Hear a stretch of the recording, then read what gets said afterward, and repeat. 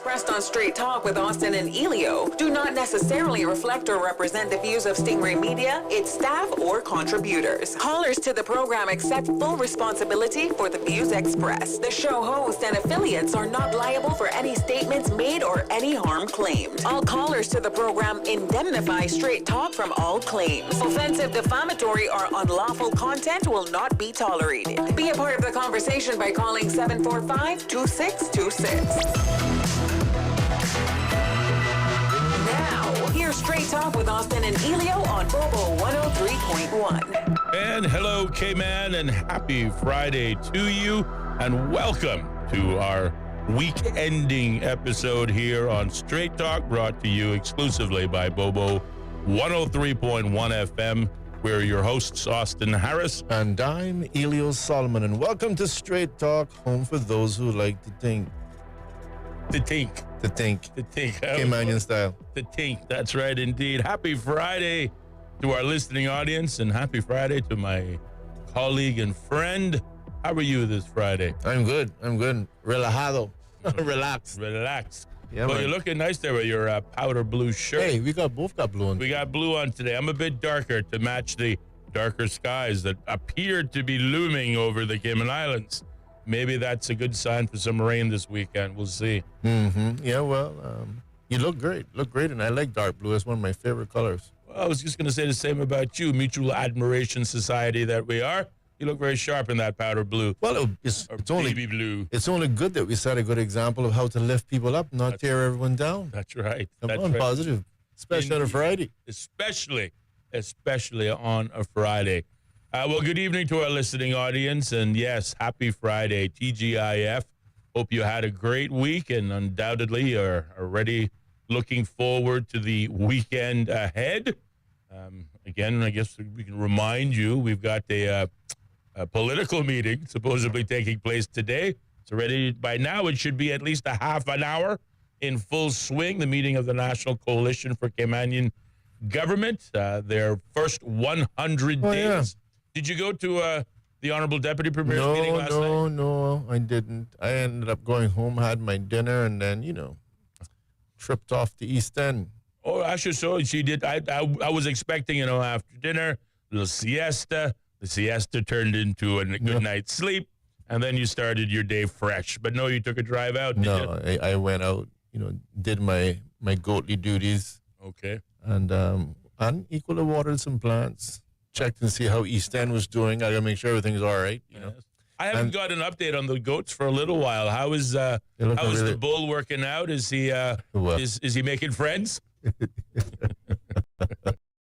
I like the fact that you're saying bull. I know where you're coming from. Yes. But it's a ram. Ram, bull. Okay. You know what I mean. Yeah, I know exactly what you mean. Thank you. I appreciate that. It's just the bull in you, Austin. It is just the bull in me. I get a little bit bullish. I can't help it. Yeah. Is the ram making friends? Well, the thing is that you don't really get to see them all the time in their duties, Right. But normally you hear them. They're kind of doing this.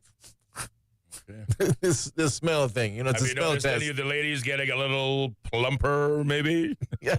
You got to check the udders. The udders. The udders are apparently the breast, called the udders. Okay, and that's the sign that they may be... Pregnant. Embarazado, yeah. Okay, fantastic. Well, I like to stay up to date on what's going on at the Ellio Farms. Do you have a name for it, by the way, or is it just... No. Whatever... Nothing that sophisticated. Nothing that sophisticated. Fair enough. Your...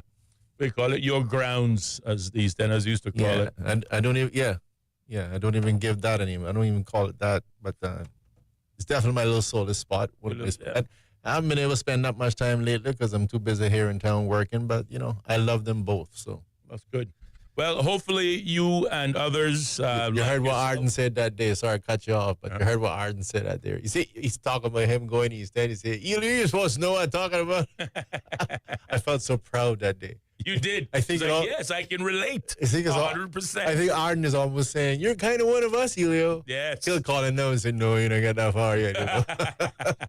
Well, Mr. Arden McLean, if you got your ears on, maybe a little endorsement of Ellio Solomon. Do you think he's a fellow East Ender yet? He sure spends enough time up there, I tell you that. They are trekking every day, man. Yes. Well, as I was saying, I hope you and other farmers, whether it be on a commercial scale or just the backyard farmers will get some rain over the weekend. Taking a look at the weather, some showers are likely across the Cayman Islands tonight into tomorrow morning due to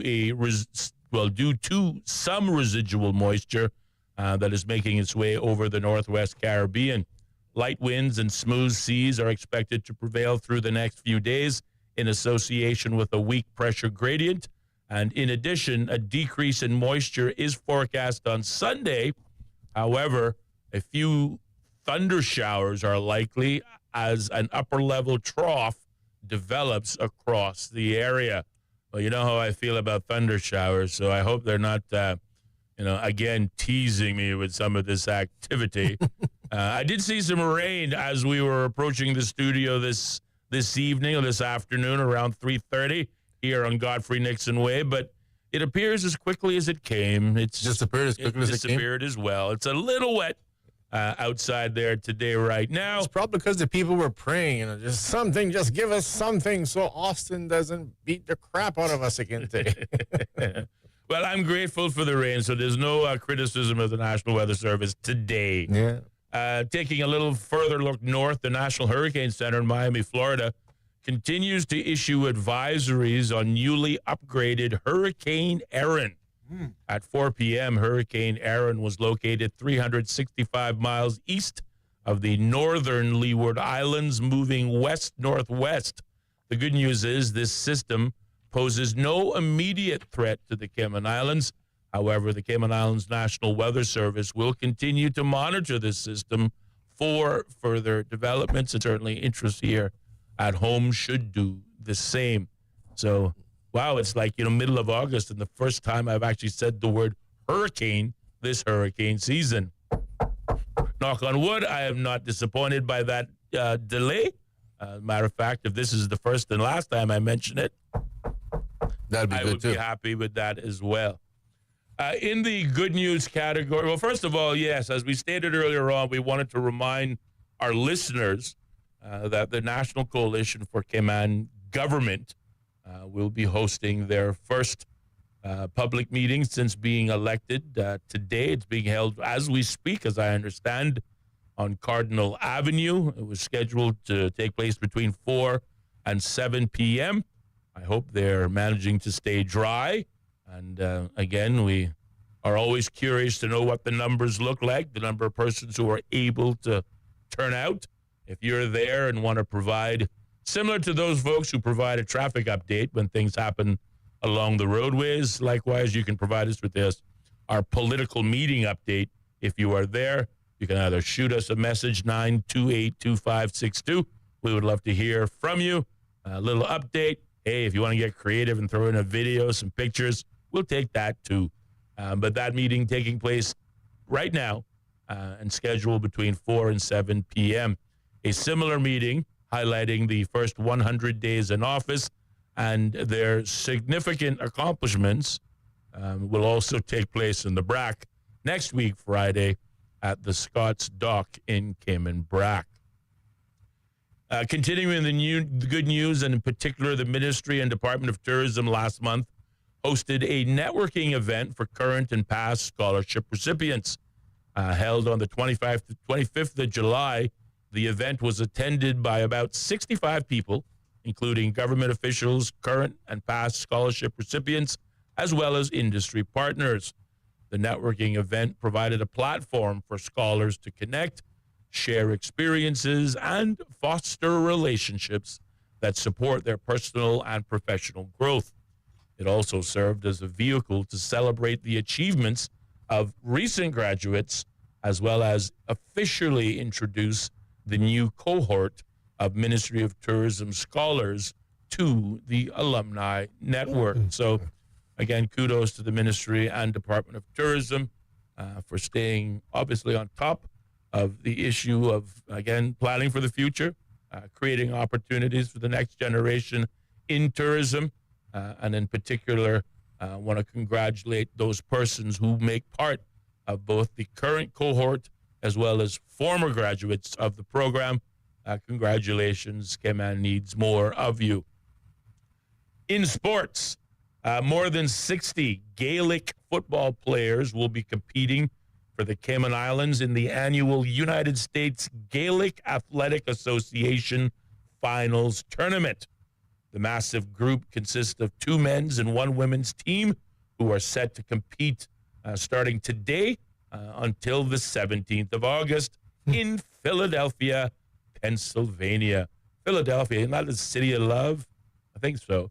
Anyway, the Cayman Islands' top Gaelic players were selected for each team based on their performance in last year's domestic Harney's Gaelic Football League season, which ran from January to June. Their preparation period for the tournament included, and there's that word again, a thrice weekly training camp through July and August at Ed Bush Field. You like that thrice?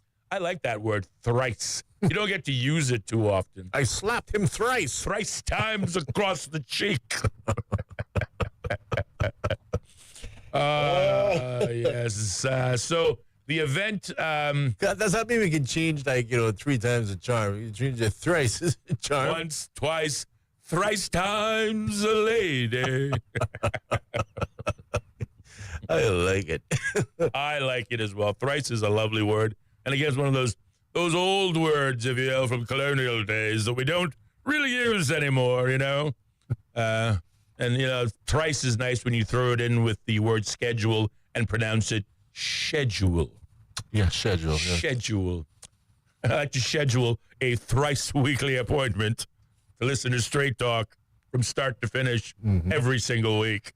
This year's U.S. Gaelic Athletic Association tournament features more than 100 teams.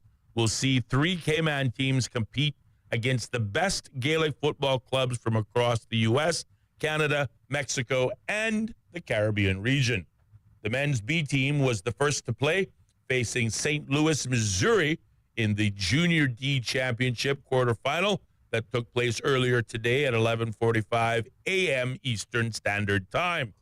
The women's team will compete in the Junior B Championship semifinal against the Austin Celtic Cowboys. The who? I know, the Austin Celtic Cowboys.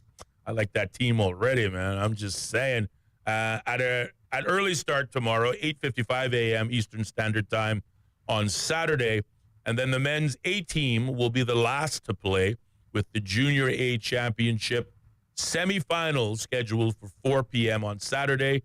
The team's opponent will be either the Kevin Barry Gaelic Football Club of Philadelphia or the Pittsburgh Celtics. Now, the good news is all games will be live streamed on the club's Instagram page, which is keyword Cayman GAA. So if you're on Instagram, check them out, Cayman GAA, and you can get live updates on the Cayman Gaelic football team that is again competing in the United States for their U.S. Gaelic Athletic Association finals. All right, from the sports field, I guess, to the barbecue grill at 46 minutes past the hour, 4 o'clock. Sorry, that coffee just, went down the wrong hole. A group of young culinary hopefuls are set to represent the Cayman Islands on the world stage next month at this year's World Junior Barbecue League Championships in South Haven, Mississippi. I'll tell you that. You're having a barbecue cook-off down south. That should be interesting. The World Junior Barbecue League is a nonprofit organization dedicated to bringing the world of competitive barbecue to teenagers throughout its annual event. Now, so if you have barbecue down south, does that mean it's more spicy? I would suspect it probably is. But I was noticing Austin. You who kind of look down through your glasses when you say fishing is a sport. Yeah. Guess what? Fishing is a sport, and so too is cooking on a barbecue grill. Yeah. It's huge, I tell you. Slugging back a bear while you're doing it. Talk about talent. While you're doing it, or you're marinating your beef. I almost said something else. Say it thrice. I almost said it once, and once would have been enough. With the support of Cayman's National Youth Culinary Program, 2 teams of youngsters representing high schools from across all 3 islands will battle it out on the smokers with other aspiring around the world for a chance in your hospitality industry by learning a life-saving and employable skill, according to its mission statement. I like that. A life-saving skill. You know, it's not just a matter of learning to cook so you can feed yourself, but learning to cook barbecue. That is a life-saving, it's existential, essential skill. Existential. This goes out to all the carnivores of the world. Unite behind the young people and the barbecue grill. We wish our young Kim Ann Jr. team the very best of luck. But worst of all, have a great time. You're sure to have fun. And finally, well, actually, I guess, yeah, finally in the good news category, but I may extend it to one more. I want to send a shout out this time to the right person, Natalie Urquhart. No, not Danielle Coleman. Natalie Urquhart, our buddy at the National Gallery. The National Gallery has launched its 4th Cayman Islands Biennial Exhibition, which is a curated exhibition of some 80 works in all media and opens this October as part of the National Gallery of the Cayman Islands 4th edition of the Cayman Islands Biennial Themed Archipelago. The biennial exhibition, which runs from the 2nd of October to 2025 to the 18th of February 2026, features works that were juried for more than 165 submissions, representing the very best submissions from Caymanian artists across all 3 islands and the diaspora to showcase the breadth and diversity and creativity of this Caribbean country, according to a press release put out by the National Gallery. Inspired by the scattered formation and relative isolation of islands, the release noted that the theme, Archipelago, foregrounds the interplay of the individual and collective, just as an archipelago is simultaneously a single conglomerate and a chain of several distinct land masses. The exhibition will be organized according to multiple sub-themes for this interplay of individuals within and against a collection. These include the cultural shift of heritage, memory and belonging, social dynamics shaped by communication, politics and technology, and ecological legacies as they pertain to preservation, sustainability, and environmental concerns. The good news is admission is free to the public. Officials confirmed at the closing ceremony that artists will be selected for the Bendel Hides and the Emerging Artist Awards, with monetary and exhibition development going to awardees. So I just want to say, again, shout out to Natalie Urquhart. I think Mia Mutu also from the National Gallery. I think it sounds like a really fantastic exhibition. Maybe, Ellio, you can use some of your charm. We can get the ladies in studios to talk about this new exhibition, which opens in October 2nd. And just like you and I are going out on Sunday to watch football, and you and I are going out on Sunday to watch football. I'm glad you reminded me. I know. I'm going to remind you on Saturday, too. We're also got to check out this exhibition at the National Gallery. I think it'll be fun. Yeah, and I can't wait to use my charm. Absolutely. That guy, Bendo, man, he's worked at Turtle Center for like forever and a day. Have you had a chance to meet him and chat with him? Oh, yeah. I got the pleasure of handing him an award, one of these long service awards. So either way, I got a little good news too, Mr. Harris. I just can't let you have all the fun. Absolutely not. So let me see if I can find it here now. All right. So first of all, CMEX. You know how we're into educate, enlighten, and elevate. Of course. Well, there you go. We have an opportunity to elevate 3 Caymanians today.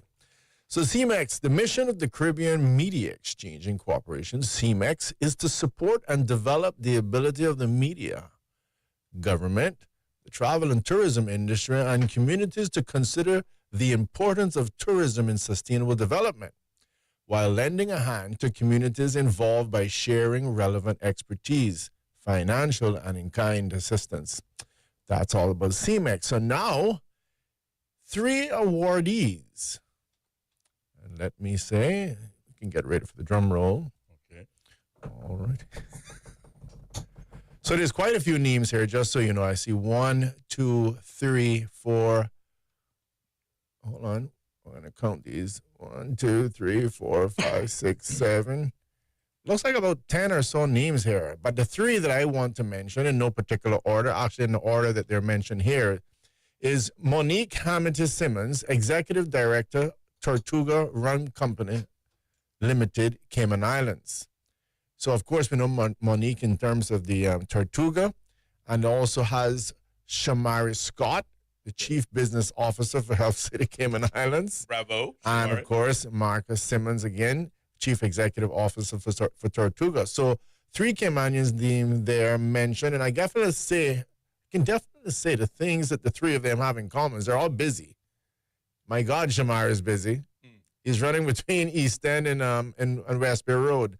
And, of course, the scene with Monique and Marcus. We want to say congratulations to all 3 of you in terms of being honored by CMEX.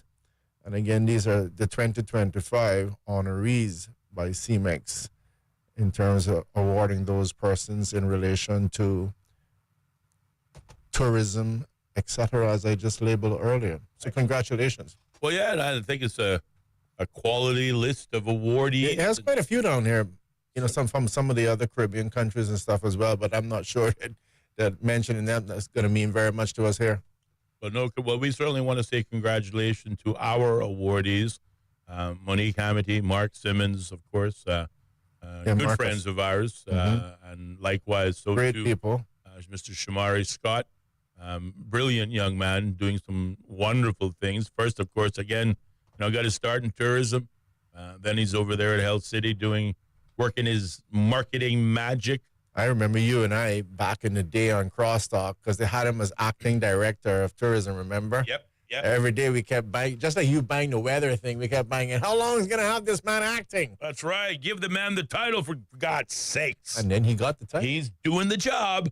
Give him the title. Congratulations to Monique Hamity Simmons, Marcus Simmons, and, of course, Shamari Scott. Congratulations. Yes, absolutely. We're all very proud of you. And, again, we continue to lift up all our Caymanians for their wide-ranging achievements, whether they are here at home or far, far away abroad. Absolutely. And throughout the wider Caribbean. It is 56 minutes past the hour of 4 o'clock, and we're almost at that point where we have to pause and go off to the top of the hour news, which, by the way, the news today is littered with news of the Trump-Putin summit that is taking place supposedly on neutral territory in Alaska. I think to my left, I got BBC, ABC, NBC, and even Al Jazeera. All 4 screens are talking about this historic meeting, which potentially could result in the end of the Ukraine war. Not quite exactly, within the first week of taking office, as Donald Trump promised, and certainly not least within his first 100 days of office, but certainly fulfilling what he said he would do, and hopefully we can hope for good things. A number of things, obviously, on the Russia-U.S. summit, but not least of which of them is, of course, the ongoing war in the Ukraine. So we'll keep following that story, particularly over the weekend. If anything interesting develops from it, we will, of course, share it with the listening audience. How much time do we have? About 2 minutes. I see here, unfortunately, a passing of Miss Lurline Chin Yi. That's the lady from China Village. Oh, no. Who owns the China Village. I used to frequent that spot regularly. My Mongolian beef, my goodness. Yeah. So anyway, a lovely lady. Of course, her and her husband, and I know her son as well that works in the government. I just want to say, I'm sure for both of us. Yes. That, and again, she passed away on August the 15th. Oh, today. Oh, my. Yeah, that's very sad. Anyway, very sad condolences to the family and the friends. You're going to be missed. Yes, indeed. Indeed, they are going to be missed. And as good news is, their legacy will continue on. And every day we, enjoy some of their great food, we'll certainly think of Miss Chinyi, Miss Laura. What's the first name? Loreline, yes. So, yeah. Well, that's very sad news indeed. But in the good news category, today's going to be open mic on the program, as it usually is on every Friday. The phone lines are open at 745-2626.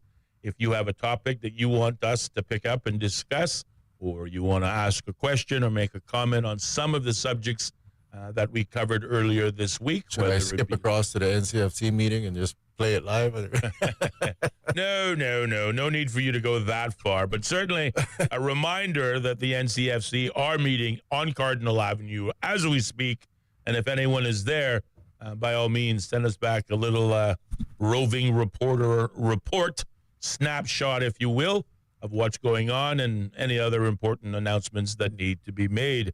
But we are going to pause at 59 minutes now, past the hour of 4 o'clock, and take a short commercial break, check in with the BBC News. But don't change that radio dial. There'll be more Straight Talk coming up next, right here on Bobo 103.1 FM. Bobo. Welcome to our newsroom here in central London. We place ourselves here at a little desk right in the thick of things. OS from the BBC. We can catch the very latest news from our colleagues, not just in this enormous room, but also from our colleagues around the world. I'm in the room where they're treating children. This is a combat zone. The situation after the typhoon is very complicated. It was a very tense situation. OS from the BBC. The home of the BBC World Service. This is Bobo FM.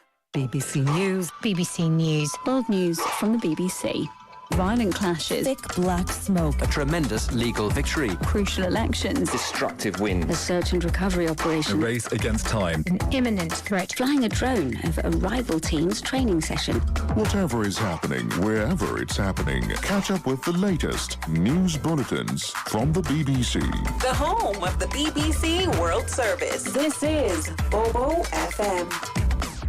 The BBC's From Our Own Correspondent. In today's Russia, no one is allowed anywhere near the political stage if they pose a serious challenge to Vladimir Putin. Stories and reflections from our reporters around the world. There is a major sense of insecurity here. More people are coming in from Sudan every day. From Our Own Correspondent from the BBC. The home of the BBC World Service. This is Bobo FM.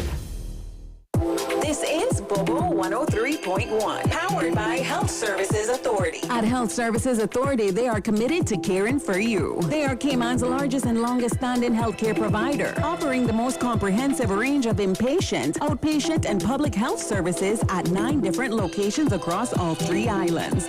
Across Cayman on 103.1 FM, online, and on your smart speaker. The home of the BBC World Service. This is Bobo 103.1.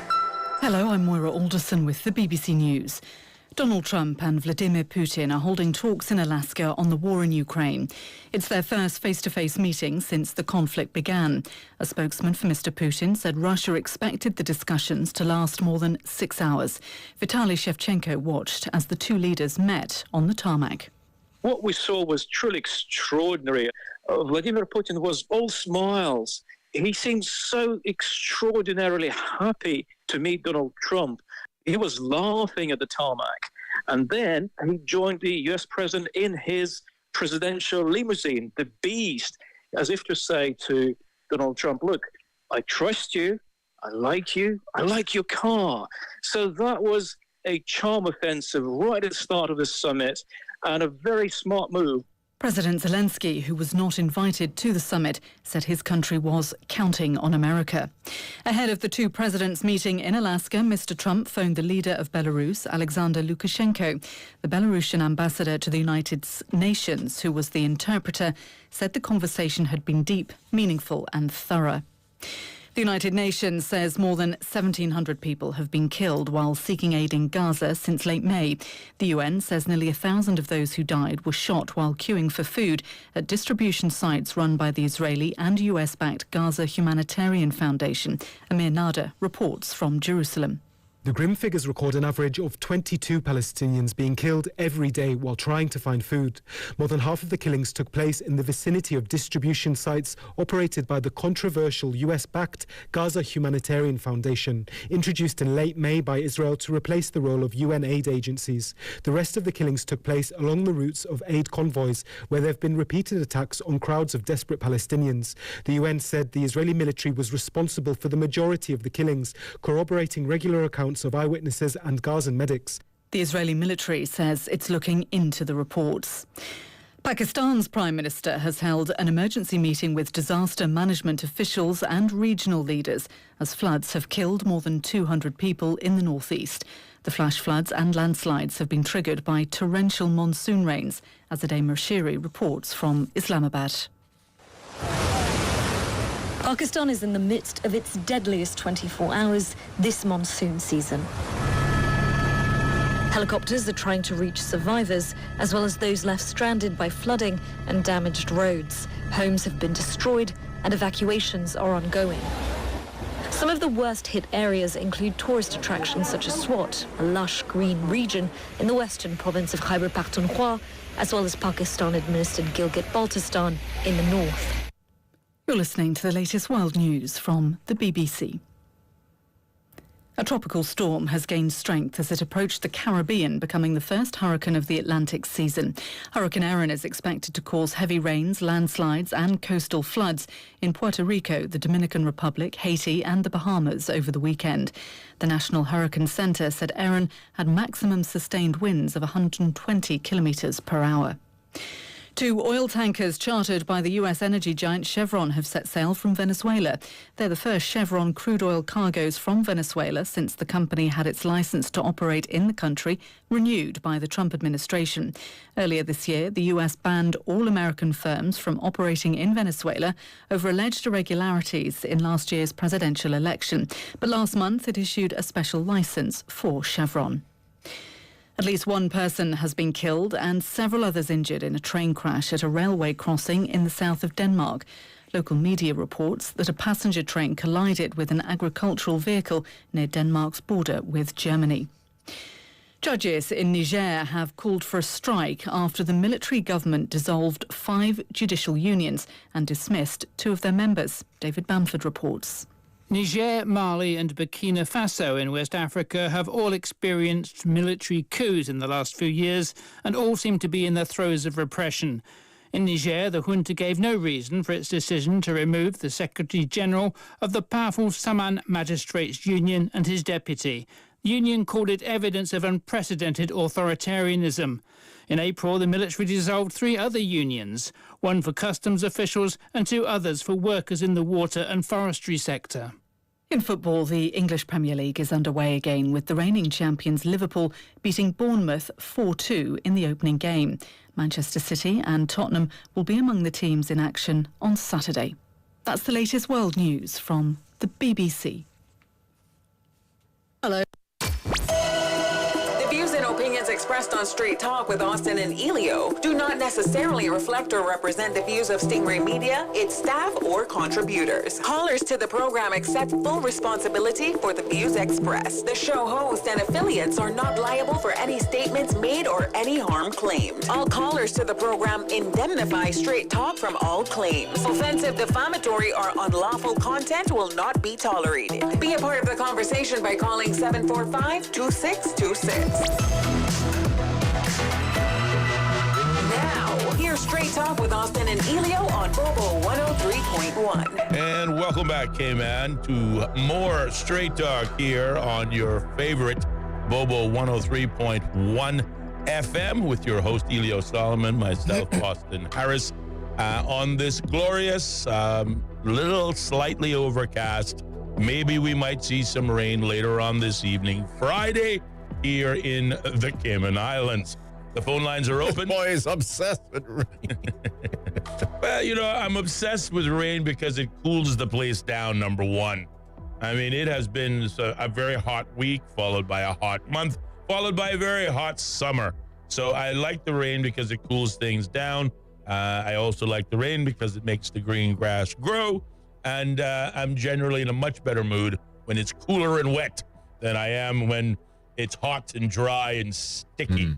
You know what I mean? And I think you are as well. Matter of fact, I know you are as well. You came in the studio, I think it was one day this week or last week, and you had definitely been taking a walk on the surface of the sun. Yeah. You came in here and said, is the AC even on? He sat under the vent and says, is this thing working? No, the thing is that I don't mind the sun, but you got to be dressed for the occasion. I don't like it when I'm trying to, I got to go to work. You know what I'm saying? Mm-hmm. Which is why, thank God, I'm spending most of my time on the road.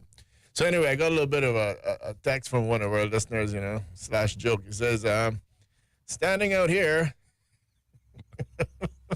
At the meeting? You read it. Standing out here, it says, I see a few small numbers trickling in. Trickling in slowly, music playing. I see Heather Bodden, Peanuts family in France. Man, they have the police. Sorry. They have police and medics on location. I wonder if HSA is charging for the medics. If HSA and the police are charging for the medics, the $42 an hour, Austin. I tell you that, man. It's a good question to ask. The cops showed up to the political meeting, but they won't show up to a football match in West Bay. Speaking of that, right? When I left, I ended up actually giving a young lady a ride yesterday, and I'm probably giving too much details for you, Austin. No, I like details, Ellio. Okay. I got short-term memory, so if anybody asks me in court, I don't remember it. Right. Ellio? Who that is again? Oh, that Ellio. No, I didn't talk to him this week. So either way, this lady was mentioning that she had actually lost a bicycle, or someone stole her bicycle. And that when she attempted to get police assistance, she was also told that she had to pay. What?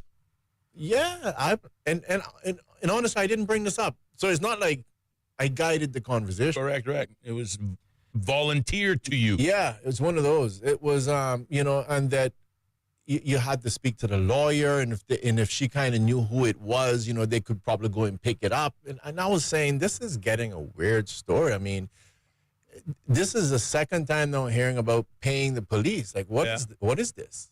Yeah, no, it is an official statement on this. It's a bit troubling, to say the least. To say the least. I mean, I told you about the time that I contacted them about the litter. Oh, God, yeah. Yeah. I mean, I don't think they did anything. I don't think they did their job per se, but I don't remember anybody saying that how to pay money.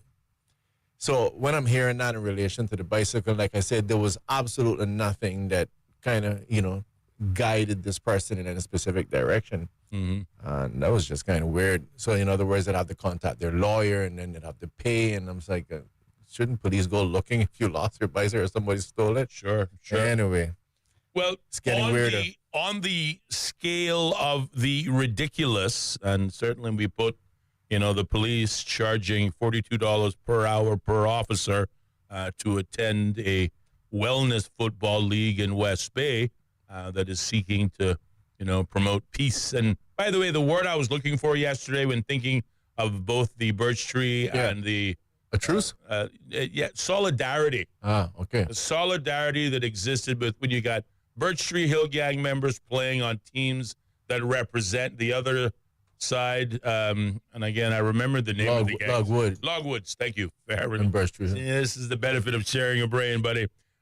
Solidarity, where you have gang members playing on opposing teams, arguably wearing opposing colors, but doing so in the name of community spirit, of solidarity, of coming together, peace, for lack of a better word, putting and having your differences a good time. aside. Putting your differences aside, and doing the right thing. And I think that is a hugely positive message. And again, I can't thank our guest yesterday, Coach Roy Huda Ebanks, and of course our good friend James Jamo Miles for putting together the West Bay Community Wellness Association and the subsequent league, which again will remind the listening audience, games are played twice. I wish it was thrice weekly, but maybe we'll convince them they get closer to the semifinals.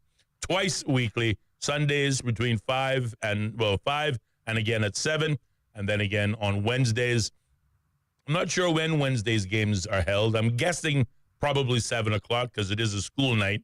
but I could be wrong. But definitely between 5 and again at 7 on Sunday. And again, Ellio and I, weather sparing, we're going to go check it out on Sunday evening. But yeah, you know, when I heard that he said that pretty much gang members playing on the same team, you know, West Bay is a different place, right? Yeah, you know that already. The Republic. And amongst other things, it kind of just struck me to say, well, maybe they just because they love a ball in West Bay, you know. Yes, they do. So it's kind of like one of those cases, like, you know, we got some enmity, but, you know, we love this ball so much, we're willing to put it aside. Put our differences aside. You remember the cartoon? You had the two dogs, and then when the bell, they're fighting, you know. Yeah. You know, when the bell rings, they just have to eat lunch together. Yeah, working together. Oh, yeah. Fine. Indeed. Yeah. Well, it's all very encouraging. And again, on the scale of the ridiculous, the fact that the cops won't show up unless they're paid certainly tops the ridiculous scale. But yesterday we talked also on that same scale of the ridiculous, how bad things have gotten in this country, where there was an article that appeared on the Black Box Insight, again, that we've been reading as of late, with the title, "Man Reportedly Took Kunk During a Closed Season Because He Was Hungry," and he was sentenced to 7 days in prison. So here's a man, presumably in the North Sound. I don't know whether he was in a marine park or otherwise, but clearly diving kunk. The Coast Guard approached him and found in his boat not a bevy, not 10, 15, 20 kunks as we have seen in the past from poachers, but one solitary kunk. But he had the shell cracked, and the man, you know, had part of the animal in his hands, and asked what you're doing. He said, well, you know, I'm hungry. So, and he had intended to, he said, why is it cracked? Well, I'm so hungry. I'm going to eat it raw. I'm going to eat it raw, which is a heartbreaking scenario. But the Coast Guard, I guess accompanied by the police, arrested the man. The man went before the courts, and the courts arguably not only lambasted him, the chief magistrate stated, the hurtful part is you work in water sports, and you work in the water sports industry when you're supposed to be educating tourists. You're not an ambassador for Cayman, which is what you ought to be. Now, again, there's one thing about working in the tourism industry. There's one thing about being an ambassador in the tourism industry, but there's an altogether different matter about feeding oneself. And it is a sad state of affairs when your own people, this wasn't a foreigner, by the way, this was a Caymanian, out on a boat by himself, looking at a little something to eat from the North Sound, which, again, not too many moons ago, we'll forget it, but certainly in our father's generation, you know, that's what sustained our people.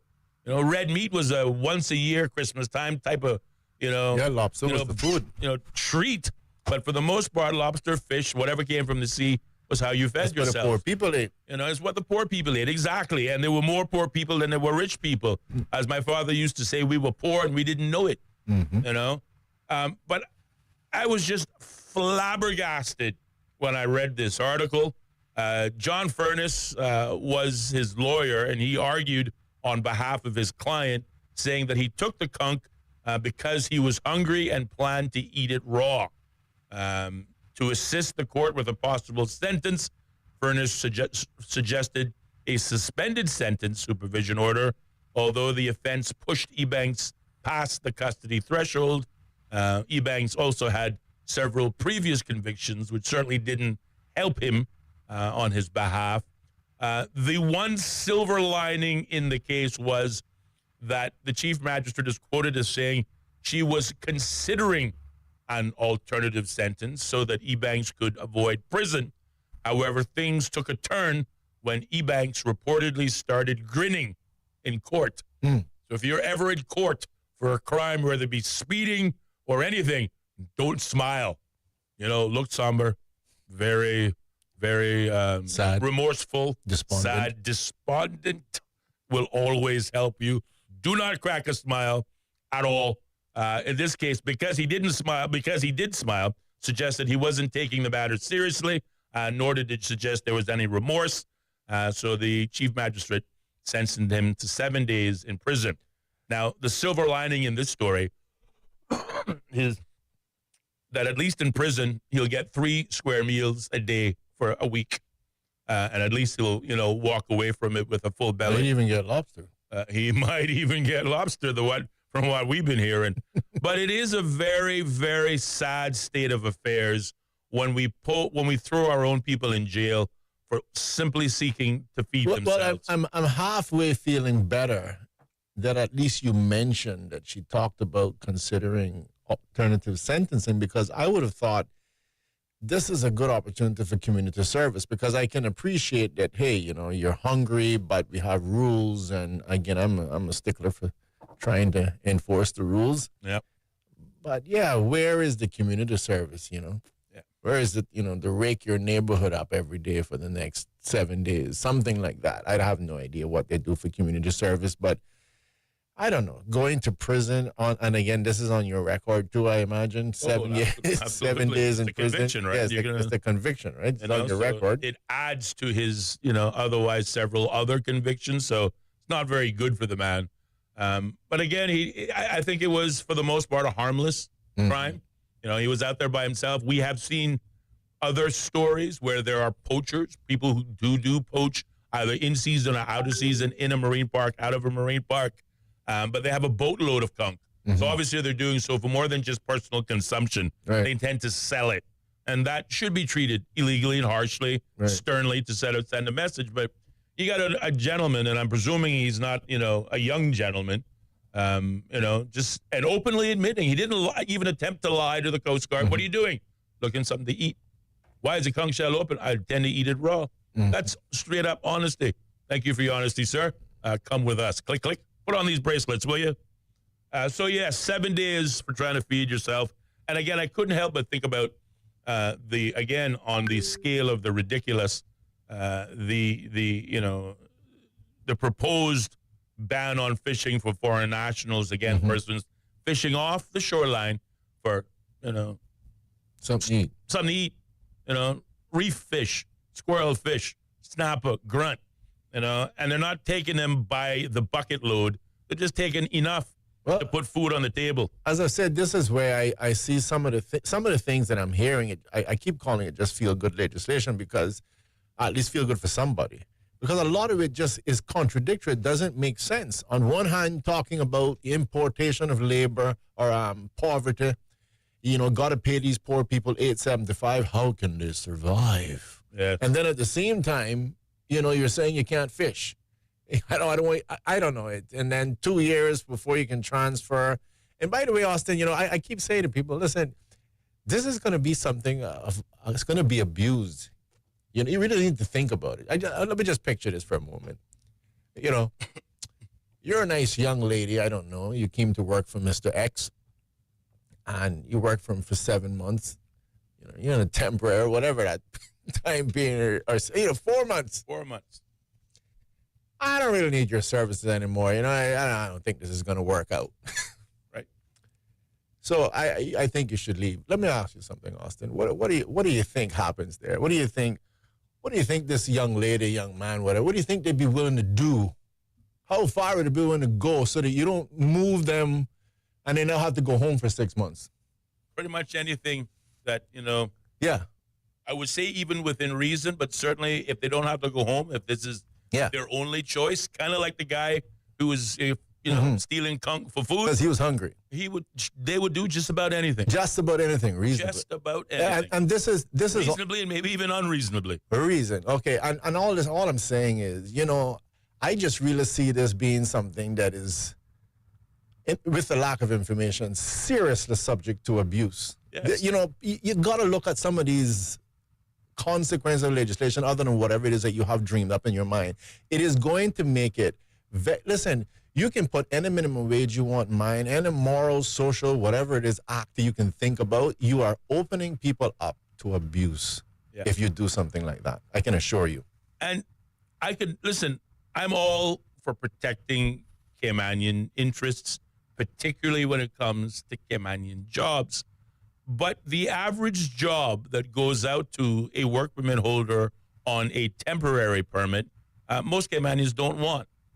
Now, I will admit that the temporary work permit system has been used almost historically as a testing tool, not just for the lower blue-collar level jobs, but arguably also for the higher white-collar jobs. You know, there's a 6-month probation period in most standard employment contracts. So you take out a 6-month temporary permit for, I don't know, your accounts executive or your customer service manager, or even your customer service representative, and then you see whether they're a good fit. Yeah, they come with all the right skills, but let's see what their interpersonal skills are like, what their conflict resolution skills are like. Can they work as part of a team? And more importantly, can they work as part of our team? So that 6-month window is very useful for a wide variety of jobs, and I get it. But the majority of the jobs that go to temporary work permit holders are in categories of jobs that Caymanians don't want anyway.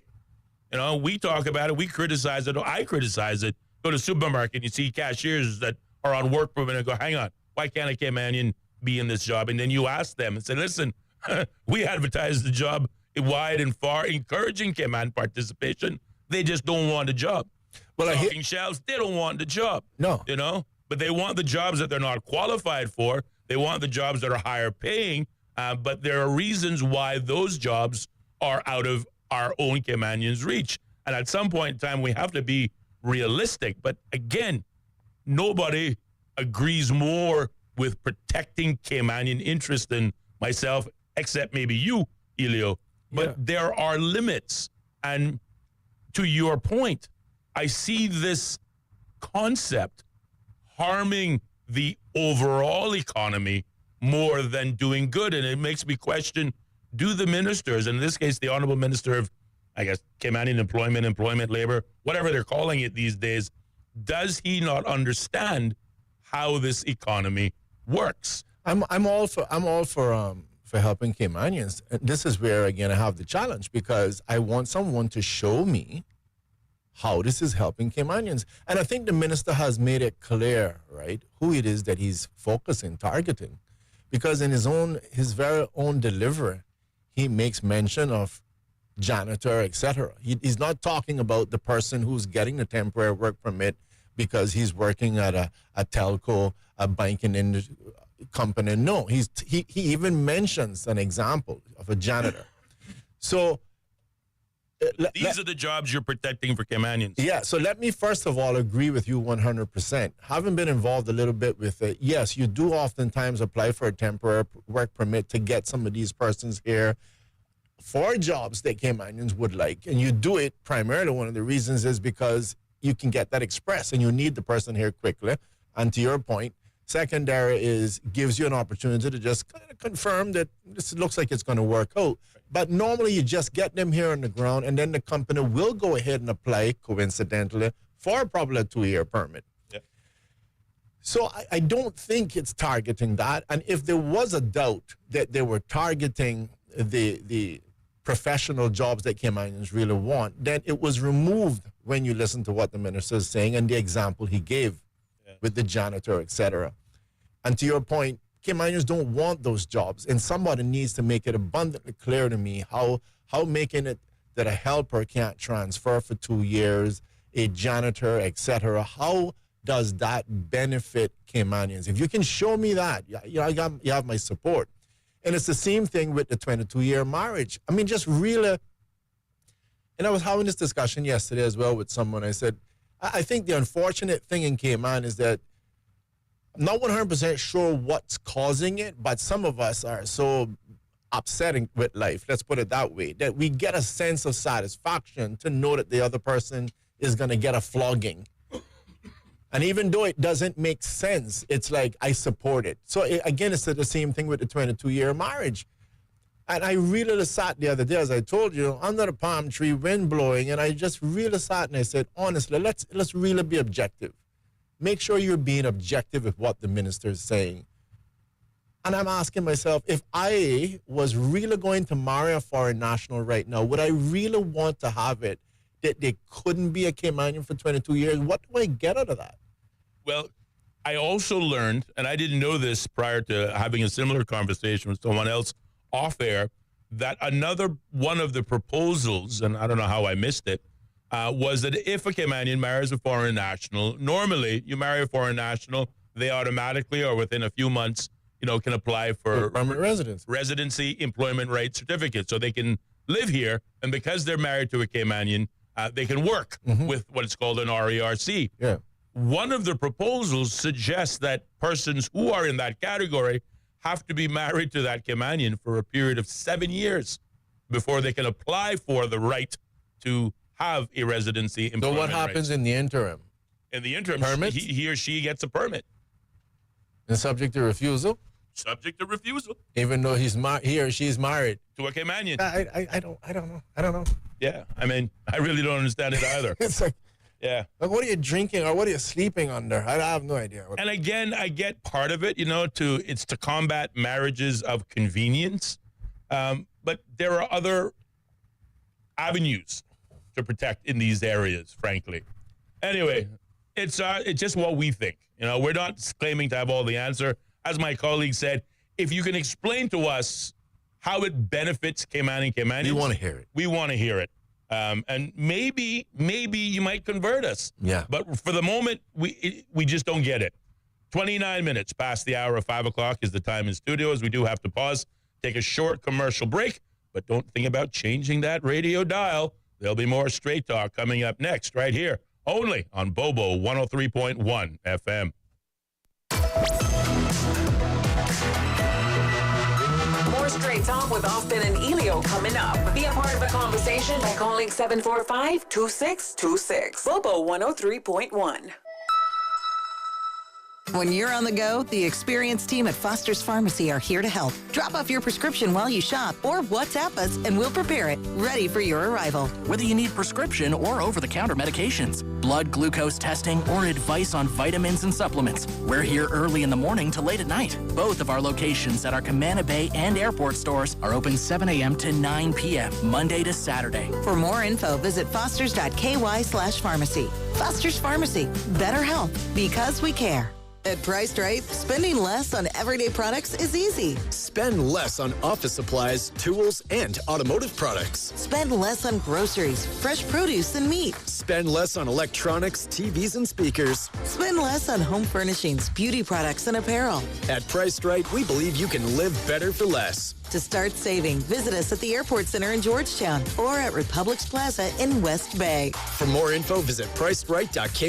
Live better for less at Priced Right. The Office Hero. To claim this title, you have to make an exceedingly wise decision. Do something that benefits staff, impresses clients, all while keeping expenses low.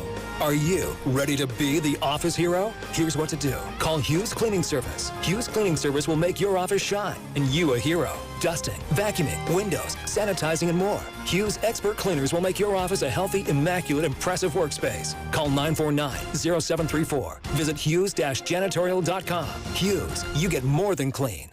Hello, pet parents. We're Cayman Vets, Cayman's most advanced veterinary clinic providing quality care and services. We are committed to being your pet's advocate and friend, offering a lifetime of care. From vaccinations and wellness checks to more advanced surgical procedures, complicated medical concerns, and emergency care on demand. For more information about us or to get in touch, please visit caymanvets.com. Cayman Vets, where compassion meets excellence. It's trivia every Wednesday from 7 o'clock at Sandbar on the Georgetown waterfront. Your chance to win some fantastic prizes in our free-to-enter Trivia Madness. Great offers on beer buckets, margaritas, and a delicious menu served throughout the evening. Grab your pals and get along to Sandbar every Wednesday from 7 o'clock for the most fun you can have with your clothes on. Are we ready? Yes, mommy! Then let's do this. Trivia, Sandbar, 7 o'clock, Wednesday. See you there. Drinking water is vital to our health. At Cayman Water, we use reverse osmosis desalination to ensure safe drinking water. A semi-permeable membrane allows fresh water to pass through, blocking out contaminants. Then, we finish with a post-treatment process and conduct frequent extensive testing to ensure that you get healthy drinking water with an average pH of 7. Not only is water out of your tap safe to drink, it's approximately 400 times less expensive than bottled water. Help to reduce plastics and save our planet. Cayman Water cares. Learn more at caymanwater.com. Across Cayman on FM, online, and on your smart speaker. This is Bobo 103. 103.1. Powered by Health Services Authority. Committed to caring for you. The views and opinions expressed on Straight Talk with Austin and Ellio do not necessarily reflect or staff or contributors. Callers to the program accept full responsibility for the views expressed. The show host and affiliates are not liable for any statements made or any harm claimed. All callers to the program indemnify Straight Talk from all claims. Offensive, defamatory, or unlawful content will not be tolerated. Be a part of the conversation by calling 745-2626. Now, here's Straight Talk with Austin and Ellio on Bobo 103.1. And welcome back, man, to more Straight Talk here on Bobo 103.1 FM and simulcasting live over YouTube and Facebook with the key search words Straight Talk Radio Show. We're your hosts, Ellio Solomon, myself, Austin Harris. And the phone lines, they are open at 745-2626 on this beautiful Friday evening here in the Cayman Islands.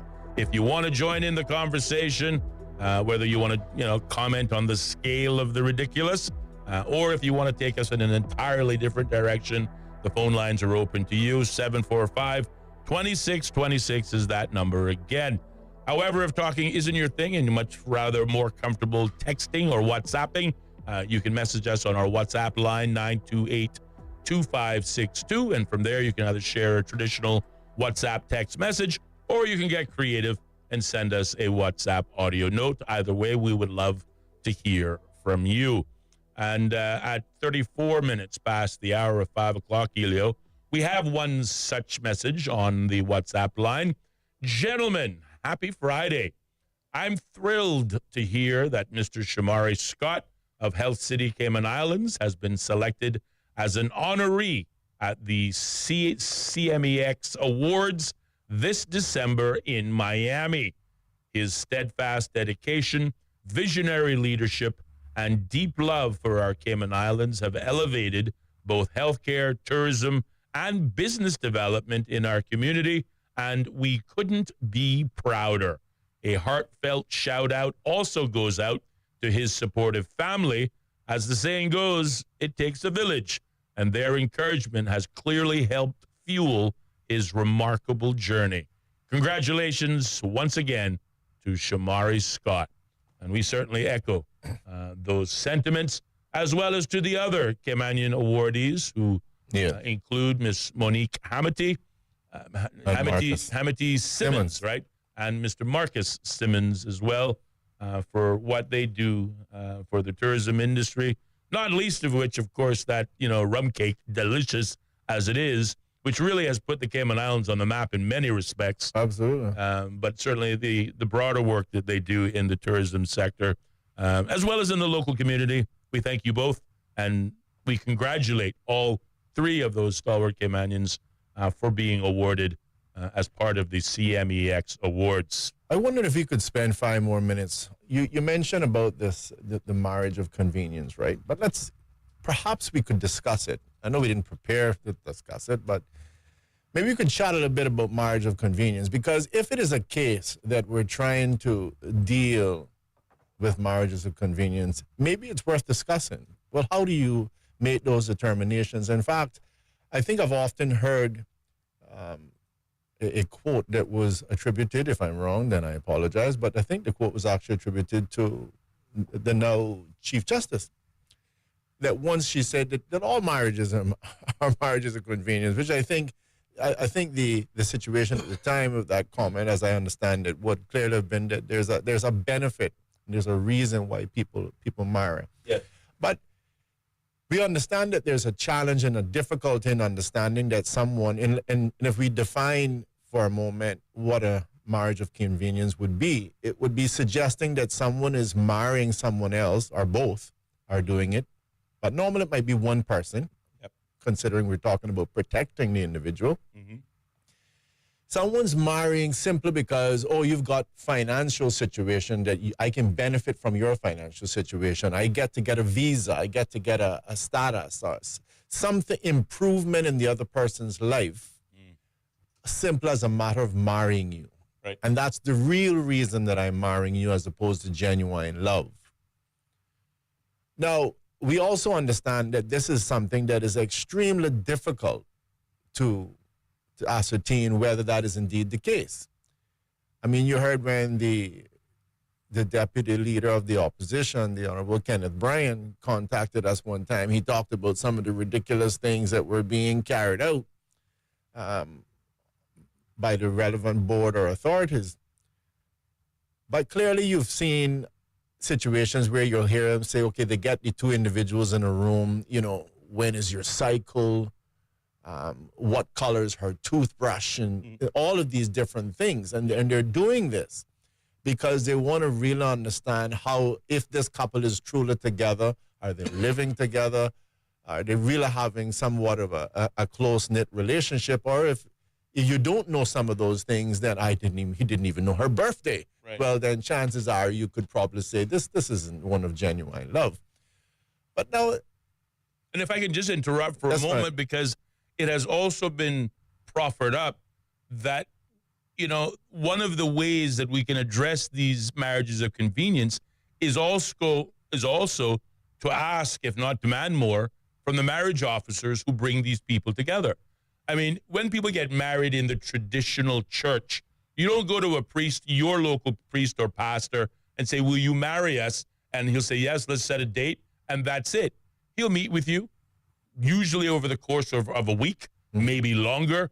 He or she will want to counsel you on the concept, the principle, the godly principle of marriage. But he or she will also spend time getting to know the two persons, ensuring that they really have thought this thing through, because certainly no pastor wants to, convene a ceremony that may, drizzle away or fall apart 3 months later. So, most pastors, and I use the word pastors because when the church was involved exclusively in the marrying of two people, there seemed to be greater care and attention into the process, into the union that is a marriage.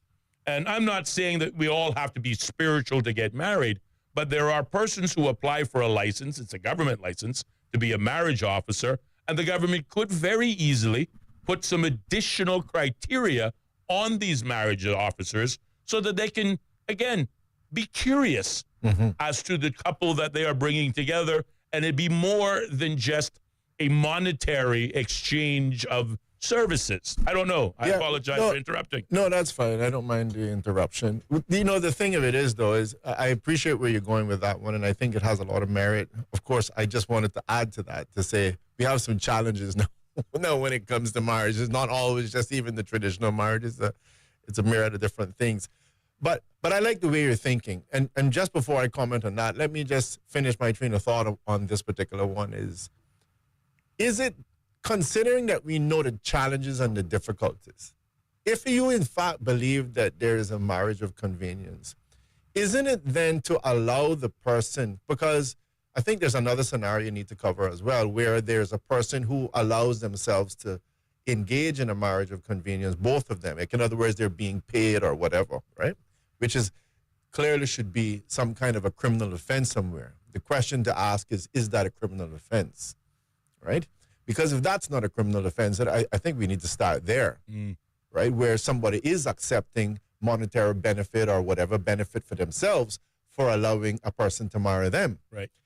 So I would hope that that's an offense somewhere. If it isn't, then it's probably a good place for the ministers to start. Yep. And the other one is, isn't it then the person, the Caymanian that you say you're trying to protect, isn't it best for him or her to determine if they're in a marriage of convenience? Isn't it placated? Isn't the problem largely resolved by saying, I have now made it easy for you to simply make a declaration of a marriage of convenience, which will cause X, Y, and Z to occur in the marriage, as opposed to say somebody has been married for 22 years. Right. I don't see the need for that. I would imagine if you really want to do what's good for Caymanians, I mean, here you put power in their hand very simply. You can now file as a declaration of marriage of convenience. Right. No questions asked. And whatever the state has to do, marriage annulled, whatever it is that happens, whatever that happens there, it happens. because you believe. We're trusting you. We're looking to protect you. So just like an abused spouse, I mean, you don't have to keep checking on people and saying, I'm just checking in on you guys to see how this is going. Indeed. No, we give the spouse an opportunity to go ahead and to report it. Going straight to the phone lines. Go ahead, caller, you're on the air. Hello, caller. Hello? Yes, sir. Hello, you're on the air. Hey, good afternoon, gentlemen. How are you doing? Good, sir. And yourself? All good. Good to be back here, you guys. Yes, we missed you. You were away there for a while. We did talk about you behind your back. Yeah, we did talk about you behind your back. Good things, it was all good, though. Well, if it was good, it's good. It's all good, all good. We were bragging about your son, Cody, and, of course, the container farming, particular to cornering the market on mushrooms. Yeah. Congratulations. You got to get me in trouble now, you know. Why? Because Cody not my son. Uh-oh. Well, you know what I meant. Your son, your nephew, your friend. What Cody is, I'll explain to you. Cody is Gary Whitaker's son. Okay. Oh. But we found Gary's a good friend of mine. Okay. I know Cody from me growing up. So that's why the relationship came about, from me knowing Gary and everything, and they have a young son once.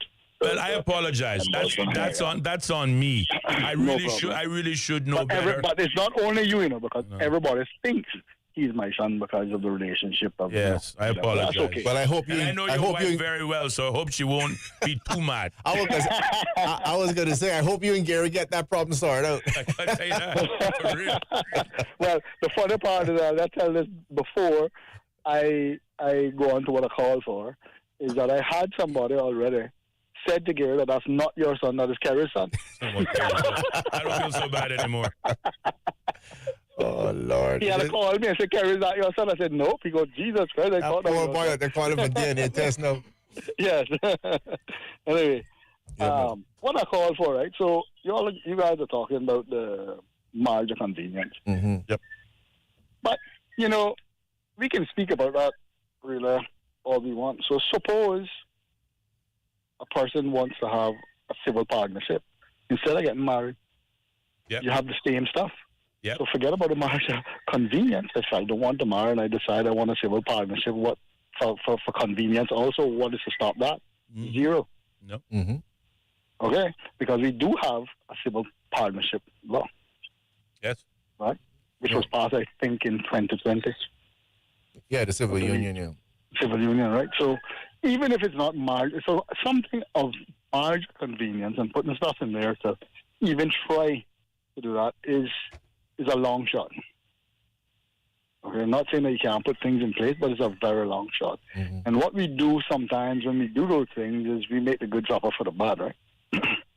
Yeah. You know, do we need to be careful of the people that we're letting in here? Yeah, we do. How do we do that? Well, it's many mechanisms we can use to do that stuff, okay? But nothing stops anybody from having a partnership agreement and go to the whatever entity you have to get that license and do so, and you don't really have to be married and you can get the same benefits. Mm-hmm. You can stay here, you can do all the same stuff. So that is also have to be considered if you're putting all these things in place.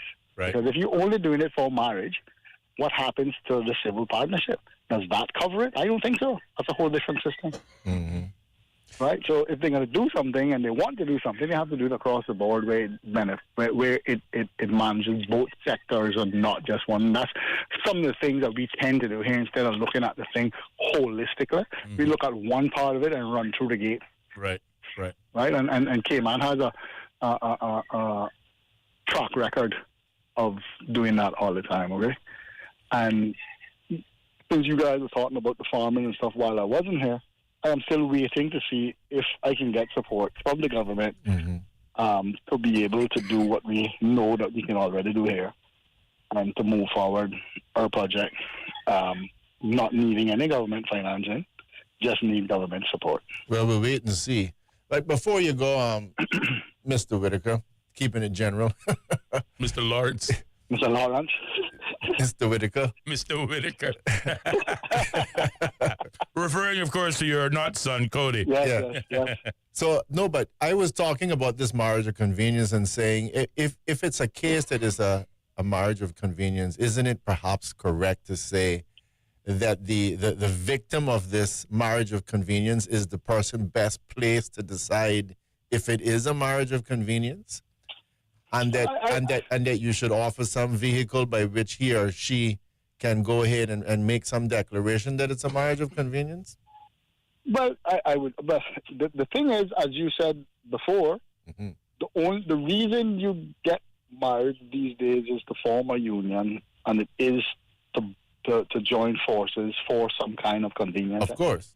Whether it be to get a loan together to your money go further, so you can get a bigger house, so you can match what you need. Whether it be the children or it's all convenient. All marriages are convenience, but in this case, when they say marriage of convenience, they're attempting to say that there's a level of exploitation that is not normal, and the person isn't marrying for genuine love. The other person is being exploited. Right, but the laws, they have changed the laws. If I'm not mistaken, they have changed the laws throughout time, right? So years ago, if you got married to a person, and they're not from here, they have a work permit, and you got married to a person, you would still have to turn in a work permit to said person. The only difference was you didn't have to pay for it. Okay, that was the only difference. But a work permit still had to be entered into the system saying that that person is here, but the only reason they don't have to pay for it because they're married to a Caymanian. And then they also had to be married and stay married for, I think, 7 years before they can even apply to see if they can get status or anything like that, okay? So that was the law before. Yeah, we had the right to work. Right, you had the right to work. So then they changed it, and then it went on to what you had to do is you still had to pay the amount that it would cost that person's permit.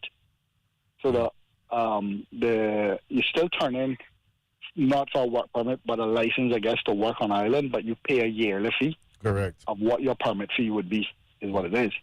So they kind of changed it, but then the time now that you have to do that is left before you have to apply for the status, I think it is. That's what happened. Right.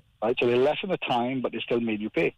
So it's kind of a money grab, right, on the government sector to get money from doing that because they didn't have to pay before. Now they want you to pay.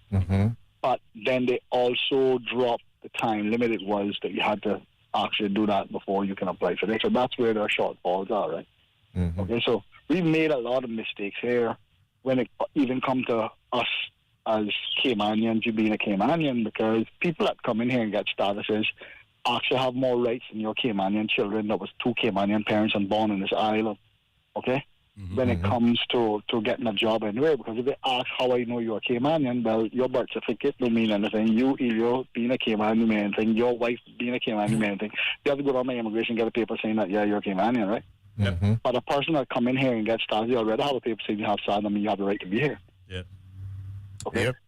And those are some of the shortfalls that we have on this island, that those are things we do that does not help our Caymanians, and it don't define really and make you feel like, okay, I'm from here, my child was born here, I am Caymanian. So until you go get a piece of paper, don't say that you're not, because nobody can identify you as such. True. Okay? So to me, that has always been a problem. So how do you do that? What the government should really do is change the passports, my friend. Right? So they're giving passports to everybody, and that's where that came in, right? So Caymanians have passports, but if you have a status, then you can also go get a passport. Then you should have a different passport or a green card or something that allows you to come in here, or just a stamp with your regular passport from your country. Right. Saying that you can come and go as you please, but you don't get a passport yet. You have to wait 22 years before you get a Cayman passport, or whatever it is, right? I'm just saying that now would define if I come in with a Caymanian passport, well, yeah, that's a Caymanian. Right? That's how it used to be. That's how it used to be. But we changed all that stuff for what reason, I don't know. And hence the reason these things now, as the Chinese would say, it's too early to tell when you change laws. You have to wait a bit, right?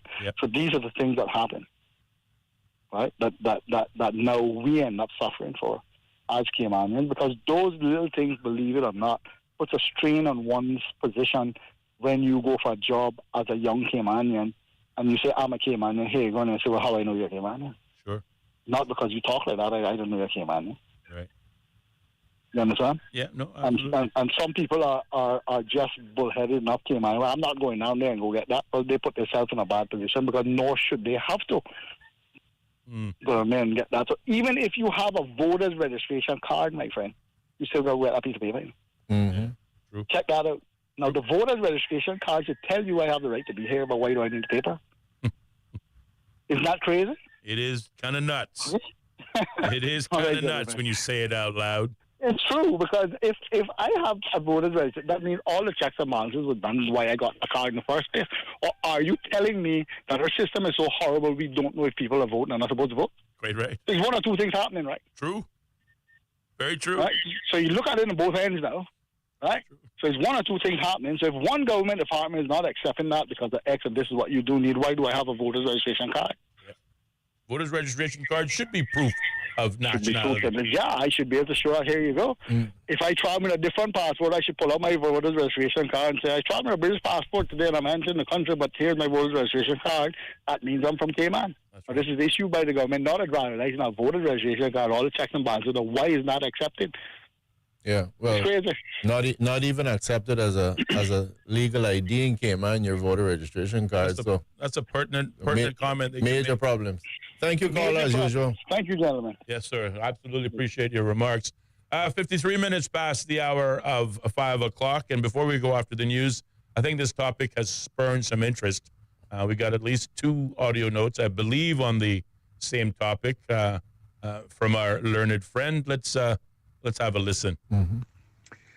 Good evening, gentlemen. Can I just address 2 issues, 2 groups of issues, really. Firstly, I agree with you 100% with the comments you are making regarding these particular measures that are being taken. In my view, I think a lot of Caymanians, not all of them, have been lulled into complacency by this tough talk. You know, we are doing this for Caymanians, we are the new government and this and that. But to me, I think at the end of the day, when you look at the detail, I don't think that they are going to achieve anything in terms of something substantial, in terms of what people want, which is to prevent erasure of the Caymanian society and the people. The issue you are talking about changing jobs, this is one of those, again, where you want to feel good that you are inconveniencing somebody, but who does it benefit? It doesn't benefit Caymanians. Basically, what you're trying to say is that you should be so happy that you've come here, you shouldn't change your job, you should work more or less like an indentured servant for the whole time that you are here. It won't work. Also, if they don't put a cap on grants and ensure that the natural birth rate is not being exceeded by grants, by status grants, it's never going to work. And also, if they don't put any targets to ensure that they are monitoring them, it will not work. So at the end of the day, in my view, let us wait to see what's going to happen. One more thing, I believe that there are some people who have given legal advice to government to say that if these new measures would apply to people who are already here, it would be unconstitutional. That is nonsense. But I understand that is the legal advice which has been given, and I think that the advice clearly is colored by the interest in the private sector. I'll send you another voice note regarding the deputy governor, but I think let me leave this one to just this issue. Ladies and gentlemen, you have a good time. Thank you. Same. It's me again, gentlemen. I just want to add a little word about the marriages of convenience. You see, marriages of convenience have to be considered at 2 levels. At a level where 2 people go to a marriage officer and say, we want to get married, it's very difficult for the law to intervene there because that's a constitutional right. People have got a right to marry and to start a family and so forth. Okay? So you can't be getting into examining whether or not it is genuine. However, if people are going to get married and they are members of a particular church, yes, their preacher might get into how Christian they are, whether they really want to get married. Why? But because they are members of that church, and so the consultation is at that level. Because, I used to be told when I was growing up that if you are a Christian, you shouldn't get married to somebody who is unchristian because you now become what is called unequally yoked. So the preachers always saying, try to avoid getting married to somebody with whom you will be unequally yoked. So at that level, people should be able to just come and say, we want to get married, no questions.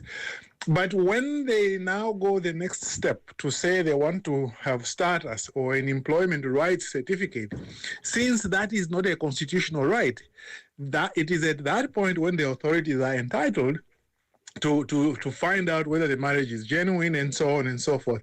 And at the moment, I think there are already provisions under the law which would allow the work or whoever interviews them to ensure that they do not get married. And I think that those two distinctions must be made. I don't think that you can stop people, you can give power to manage officers to say they won't marry people. I think that you might have legal problems.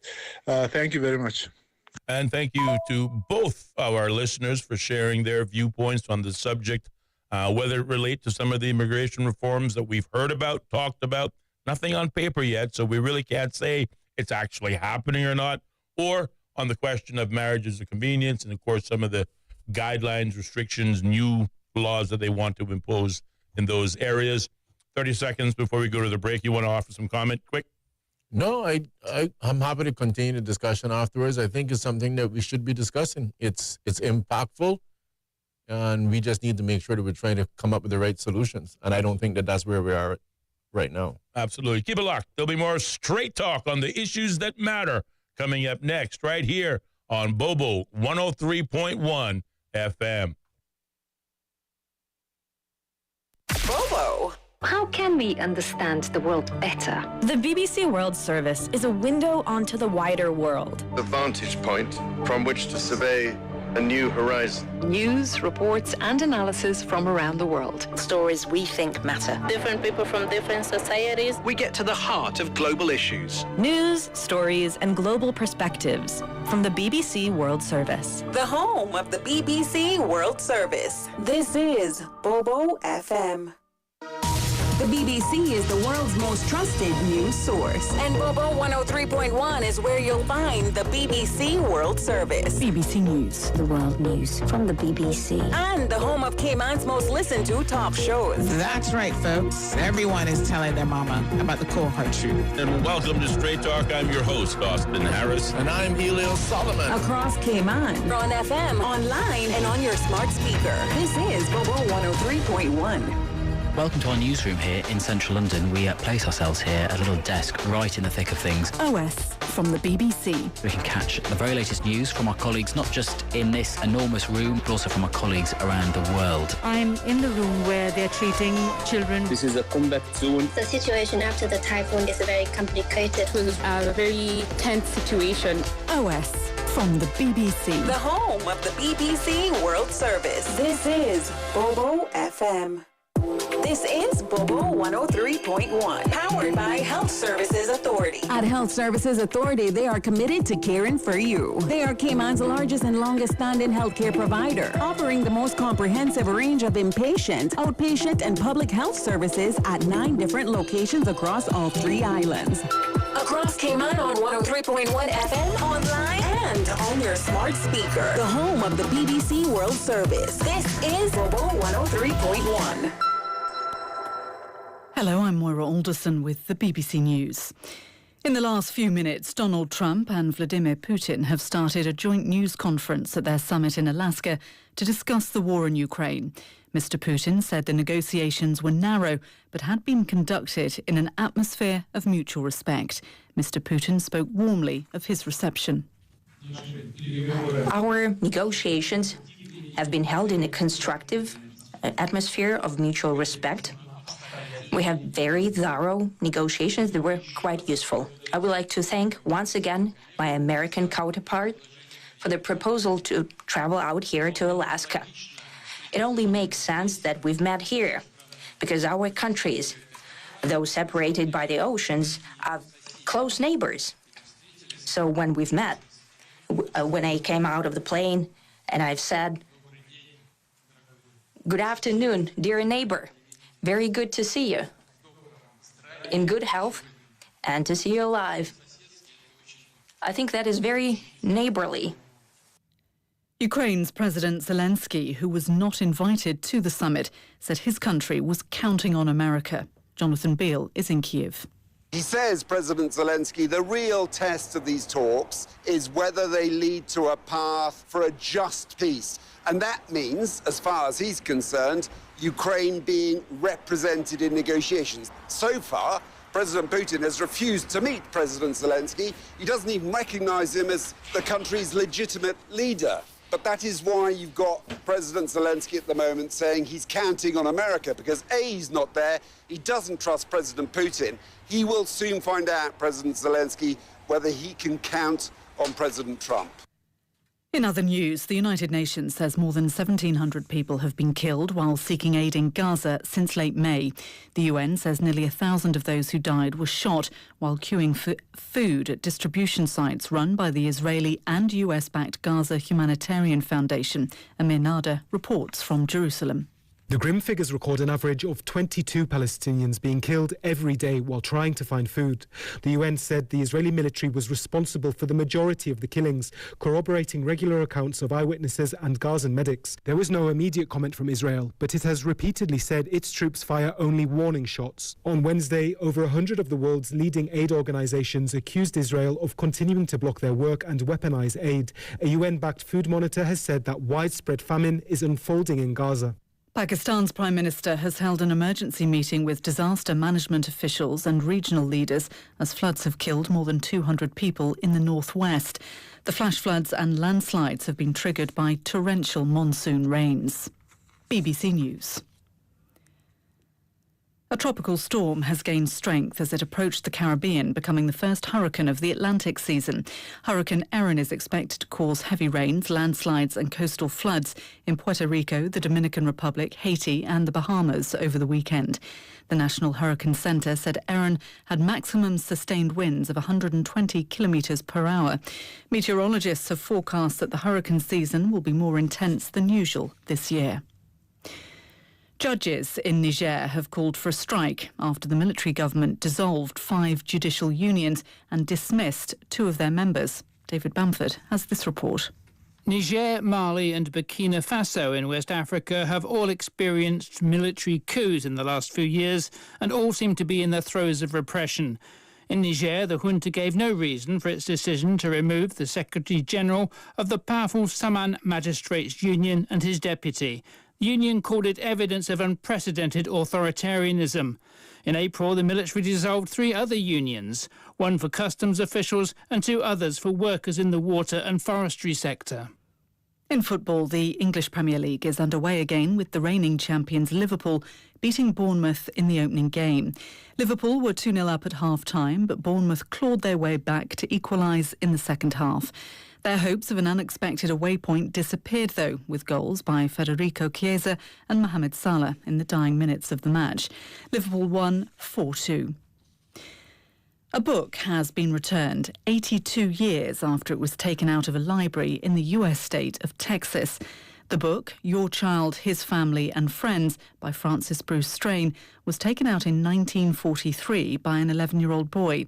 The person who returned the book said they had found it in their late father's possessions. It would have racked up fines of nearly $900. That's the latest BBC News.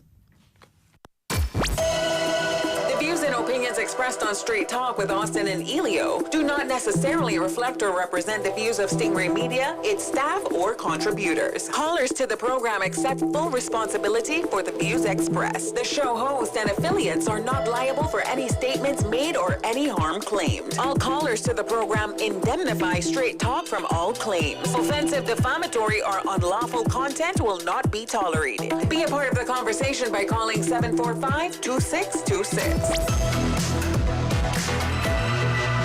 Now, here's Straight Talk with Austin and Ellio on Bobo 103.1. And welcome back, K-Man, to more Straight Talk here on your favorite Bobo 103.1 FM and simulcasting live over YouTube and Facebook under the key search words Straight Talk Radio Show. You can also find us streaming live on the ACT Cruise Tourism page. We're your hosts, Ellio Solomon, myself, Austin Harris. as we now move into our final segment on this beautiful but warm Friday evening. 7 minutes past the hour of 6 o'clock is the time in studios. And you know, Ellio, just as quickly as that rain came down between, say, 3:30 and 3:45, would you believe the skies are now blue and a few clouds, scattered clouds. The sun has come back out. So it's, again, the rain is gone. And I dare say what little bit of moisture was on the pavement has either dried up or evaporated thanks to the steam, which, of course, reminds me that should make for a warm evening there on Cardinal Avenue, as persons would otherwise tend to show up for the National Coalition for Caymanians, NCFC, public meeting, which is taking place as we speak on Cardinal Avenue, Georgetown, as they highlight their first 100 days in office. And again, this is another reason why you hold political meetings after the sun goes down. Lets the place cool down just a smidge. Again, not quite sure if you're in attendance. We had a listener share some details just after 4:30, maybe 4:45-ish, on some early numbers. But certainly if you are there now and within the... Should be hot and heavy now. Well, it should definitely be hot. I don't know how heavy it's going to be, but certainly we would look forward to hearing from you. 745-2626 is the number in studios, or you can reach out to us on our WhatsApp line, 928-2562. So, you know, Austin, on this issue, like, for example, of marriage of convenience, I mean, I think it's awesome, right? Because this is the advantage that we have as a community. We have this opportunity, especially as a small country, to be able to sit down and to discuss these issues and ventilate it in a very open, transparent, and productive manner. Yes, sir.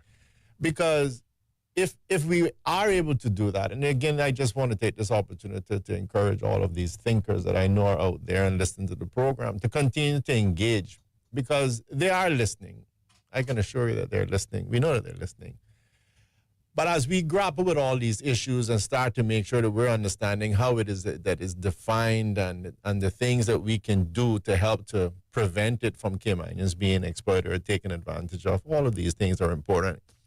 But surely, as I believe the rightly judge would have stated at one point in time, every marriage in one way, shape, or another, we need to understand is one of convenience. No one gets up and marries someone and says, I'm totally marrying you, and it's a total inconvenience.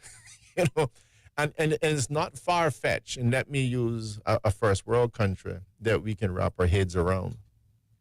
Just because myself or Austin gets up tomorrow and says, you know, we're in love with this girl from the United States, we're going to marry, and think about it, Austin, we'll have better work opportunities, or we'll have this opportunity, or we'll have that.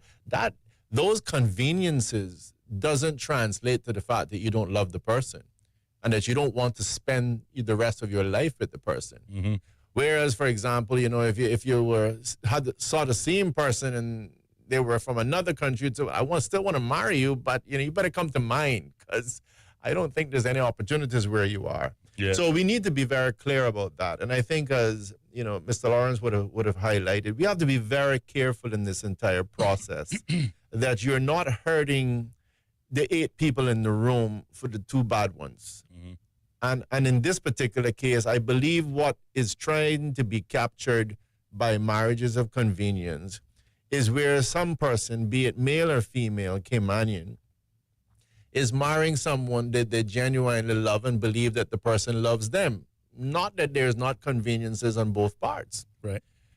And comes to find out that this was not any genuine love there. This person just totally arguably wanted to exploit the Caymanian. They wanted to just simply get to stay here. They don't show up. There's no love in the relationship. There's no intimacy. There's nothing, because the person has just married strictly as an opportunity for their own convenience and to exploit the person. I believe that in large part is what they're trying to capture. Right.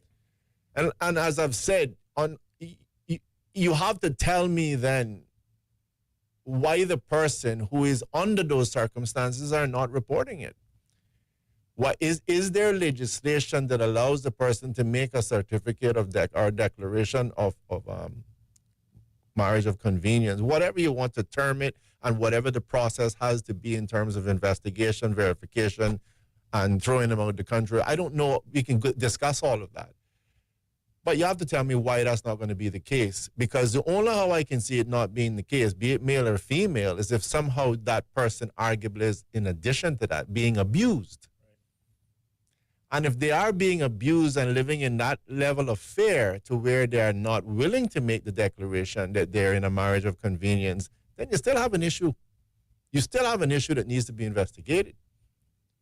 And so I really, again, with the greatest of respect to the government and the goodly minister, it's not to be critical. It is about simply doing my part, as I believe we have an obligation to do as citizens, and definitely on the program here, educating, enlightening, and elevating, to make sure that we're getting past all of the facade. We're getting past all of these things that sound good, might even look good, and getting down to what is actually good.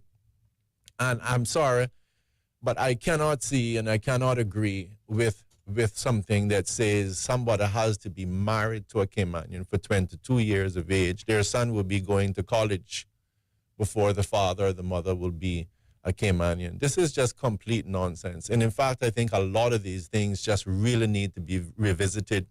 And Mr. Lawrence was also alluding to something which I think is important, because I thought about this a few days ago as well. So he and I are in the same chariot, even if we have different horses.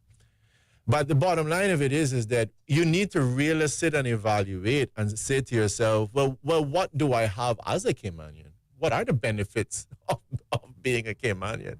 I remember a particular girl, I think she was, well, her nationality doesn't matter, but I think she was Canadian. But she basically said, Ellio, I never had a problem in Cayman getting in a job. I applied. Well, by the way, she's white. Mm-hmm. Yeah, I said Canada, right? Yep. I just thought I'd verify that. Oh, you throw that out there. I just throw it out there. White lady from Canada says, I never had a problem getting a job in the Cayman Islands, could go anywhere. And I take her at the veracity of her statements. But she said, the moment I became a Caymanian, that stopped. Yeah. Oh, yeah.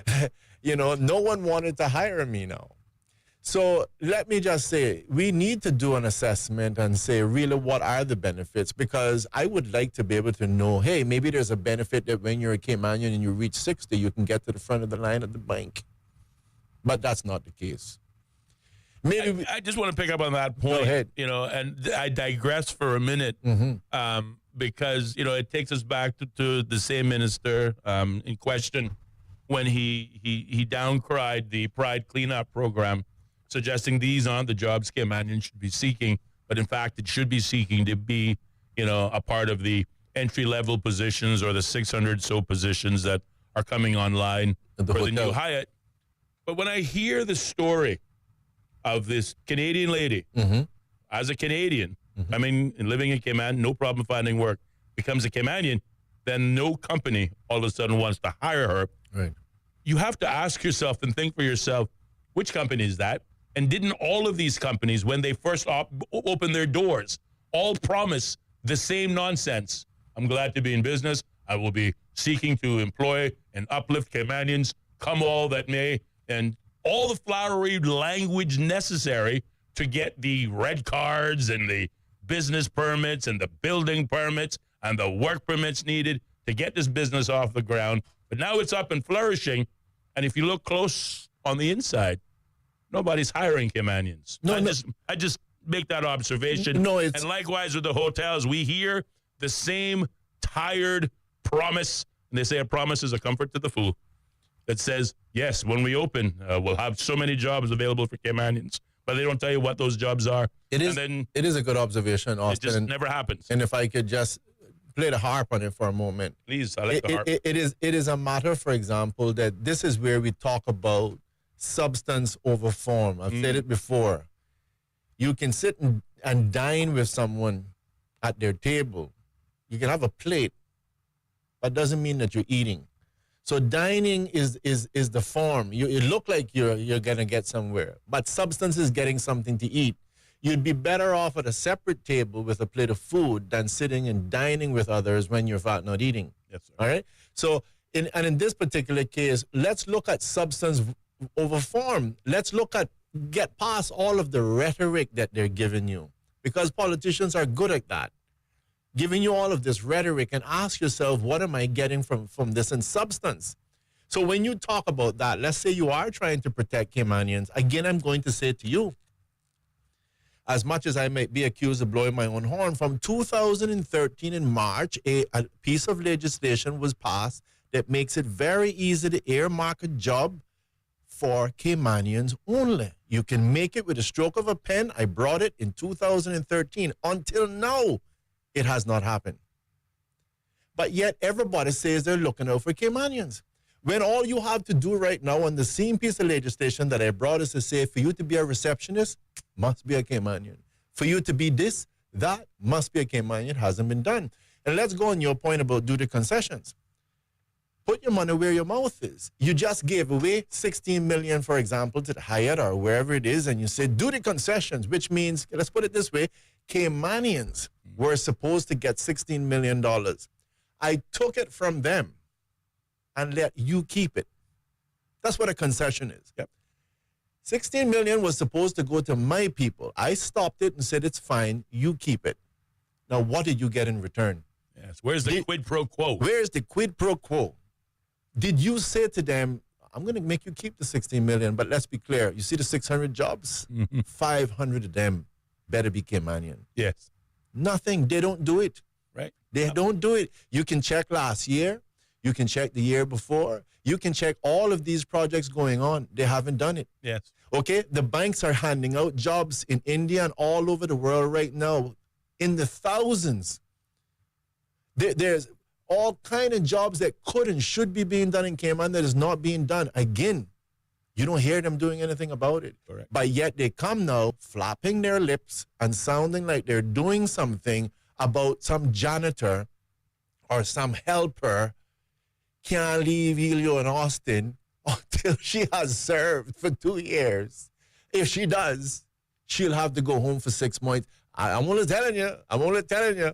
My little training half day on Friday is saying that somebody's opening it up for exploitation. And then the next one is Austin and I decide to get married, and now our spouse has to stay in the country, be good girls and boys or whatever it is, for 22 years before they can be Caymanian. With the greatest respect, it's just complete nonsense. And I encourage the Caymanian to look at it and to evaluate. Hear the rhetoric, hear the form, but look at what are you getting in substance. Any janitor, any helper being denied an opportunity to transfer in 2 years will not remove the bills that you have to pay. It will not get you a better job. It does absolutely nothing for you. Except maybe, ferically, maybe you feel better in your head knowing that somebody's getting a flogging or somebody's getting a difficult life. Maybe that makes you feel better psychically. But guarantee you, in substance, you get nothing. And 20 minutes past the hour, 6 o'clock. We've got two comments coming from our WhatsApp line. That number, again, just for the benefit of those listening, 928-2562. One of them is an audio note, and the other is a text message. I'll read the text first because it fits in line with the conversation. I don't know what the audio note says. It says, good evening, gentlemen. The big four accountancy firms are just hiring South Africans. Why aren't work looking at the ratios? Caymanians apply on LinkedIn and are declined by bots. I doubt their applications are even going to HR in Cayman. But to your point, these are the things that happen every single day in the Cayman Islands. Thank you to that listener for sharing their thoughts and comments on the subjects that we are ventilating this evening. Now let's go to the audio note. Hi, Ellio and Austin. I wanted to thank you for the shout out and mention on the CMEX Awards. It came as a great surprise to my husband Marcus and myself. And a big shout out and congratulations to Shamari Scott, who has done so much for our island and our country. This honor for us really is deeply personal, and we attribute it really to my late father, Robert Hamity, who was the founder of Tortuga. And, his vision for the brand was that it would be a global brand. And so said, so done. So we continue to pour our hearts into this and accept this, of course, in his memory as we continue to grow Tortuga across the Caribbean and the globe, something we're very proud of. Take care now and have a wonderful weekend. Bye-bye. Bye-bye to you, and thank you also for sharing those comments. Yes, taking us back to a conversation we were having earlier on. Absolutely. And I'm just going to say this as well. When we had Vision, something that you and I worked on together as well, Austin, hopefully we'll get a little resurgence of it. Maybe. I had an opportunity to interview her father, the late Robert Hamilton. Wonderful interview. Hopefully everyone will get a chance again to be able to see it. But an awesome gentleman, did a lot of good things, helped put, I think the Jamaicans have the saying, reggae put Jamaica up on top. Mm-hmm. Well, I think that, rum cakes by the Hamilton family was one of the things that done something similar for Cayman. Yeah, the Tortuga rum cake. And again, there's other persons, not to negate that. There's everybody who's making a wonderful contribution, particularly when it comes to tourism, whether it be stewards, whether it be crews. And I want to thank all those persons. But again, we're talking about 3 persons that are being awarded. And I just want to say hats off, of course, to the late Robert Hamilton, but of course to his daughter and to her husband as well, who's carrying that baton. Yes. They're doing an awesome job. I always knew it a little bit from the distance, Miss Monique, but haven't had the ACT event and campaign, really got to know the lady and Marcus as well very well. And they're just 2 awesome people. I can't put enough words to it. And I saw the sacrifices that they made in what I believe is total on behalf of this country and what is best for the country. Mm-hmm. And we did that fight together, and I believe it's a righteous fight, and I think it'll be proven in the end. But I just want to thank them for the contribution that they make. And again, of course, to our good friend, our buddy, Shamara Scott as well. Absolutely. Again, talking about the CMEX Awards that will be held this December in Miami. I meant to look up the CMEX Awards and learn what they are all about. So let me do that right now. CMEX Awards. CMEX. You know CMEX. You would have met Mr. Bevan Springer as well, right? Yes. Yeah. So he's there involved with CMEX and doing other things. I think it was talking about promoting tourism and a myriad of different things. All righty, so there. Registered as CMX. Just very quickly, Okay, CMEX is the mission of the Caribbean Media Exchange Incorporated is to support and develop the ability of the media, government, and travel and tourism industry and communities to consider the importance of tourism in sustainable development while lending a hand to the communities involved by sharing relevant expertise, financial, and in-kind assistance. The awards, let's see. Okay, those are the awards. Let's look at some of the honorees. Austin, I'm going to do to you what you did to me the other day. Austin, you weren't listening to me. I read that earlier. I'm sorry. There's no problem. I'm sorry. They say to teach us to repeat. To teach us right? to repeat. So, I have no problem. Go ahead and repeat it. No, I'm done. You said it all already. I'm finished now. I don't want to drag it on any further. I'm sorry. I have too much fun. We shouldn't refer to this as work. No, we don't. But I say if you do something you enjoy, you never work a day in your life. I got that from you. Yeah, it's true. I got it from, I don't know where I got it from, but it's a very true statement. Yeah. It's a very true statement. Find something you love to do, and you will never work a day in your life. And I got to say publicly, I got a text from someone, and obviously not calling any names, but it's just amazing the amount of people every day that I meet on the streets who tell me, I'm listening to your program, and just to make sure no one's blowing smoke, I ask specific questions, and I test them, and they shine through. So I just want to thank you all very much from the bottom of my heart for listening to the program and for sharing. Sharing is caring, and for sharing it with your friends. Thank you very much. It is Friday. It's a TGIF, thank God it's Friday. Thank God it's This is the Friday. day everybody just looks forward in the weekend. I was saying to one of my workers as we traveled East End last night, I said, look at the Wendy's there now. You see? 3-4 cars. But check it tomorrow night. It'll be a long line. Exactly. Everywhere is packed. This is when everybody goes out and spends money. There's just that 2 days off that does something special for people. So have a wonderful weekend, of course. Absolutely. You were thanking, of course, the people who listen to the program. And I just want to say that includes, some of our own colleagues in the media. We, we sit in a room, a building that has, I think, 4 or 5 different stations, all, going live simultaneously. But we have colleagues in radio professionals, who also tune in. And I bumped into one during one of the commercial breaks, and apparently they share my passion for the weather as well. Okay. And they said, Austin, you're so right.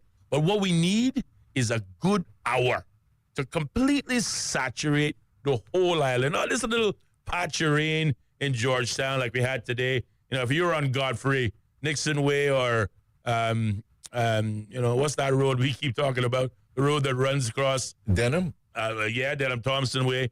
It was a little shower, maybe 15 minutes. It came down pretty hard. Which road are you talking about? Past the pickleball? Or the Walker's Road? The road that runs, after you pass the 4-way stop, you got Jake Scott on one side. You got it's the road that we take coming to work. So once you come across the, it's the 4-way stop. You got Jake Scott, you got the shopping mall, you got Island Taste further down in the village. Oh, yeah. Stretch of road. I don't know the name of it. Maybe not. And then it connects on to the A.L. Thompson roundabout, and then we catch Godfrey Nixon Way. So that was the area of road that rained. Mm-hmm. And it rained, I think, long enough for me to be in traffic getting to the office. But they were in it as well. And then we look out our window and say, where's that overcast sky? That's gone. It just disappeared. Small pockets of rain. But they agree. What we need is a good hour saturation, if for any other reason, to cool down the place. Oops. The home of the BBC World Service, the most trusted news source in the world. This is Bobo 103.1. The following commercial messages are brought to you exclusively by Stingray Media. We all work hard to one day buy the house of our dreams. Why wouldn't you protect it? With Saxon, you now have the opportunity